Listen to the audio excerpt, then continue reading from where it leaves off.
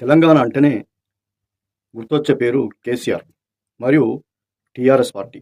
అయితే TRS party అనే పేరు మార్చి బీఆర్ఎస్గా కేసీఆర్ మార్చి ఎలక్షన్లోకి వెళ్ళారు.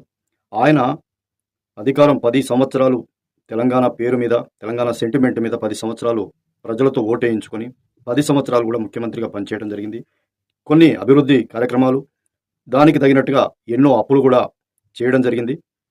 ఆ 10 సంవత్సరాల్లో ఆయన అహంకార ధోరణే ప్రజల తిరుగుబాటుకు కారణమైంది.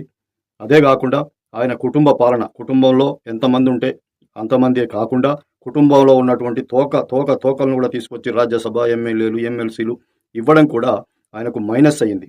దానివల్ల ఈ యొక్క ఎన్నికల్లో ఆయన టీఆర్ఎస్ని బీఆర్ఎస్గా మార్చుకొని ఎలక్షన్లోకి వెళ్ళడం, ప్రజలు ఓడించడం, కాంగ్రెస్ పార్టీ అధికారంలోకి రావడం, ఇదంతా ఆయన యొక్క అహంకార ధోరణి ప్లస్ ఆయన కుటుంబ పాలన అని కూడా చెప్పుకోవచ్చు.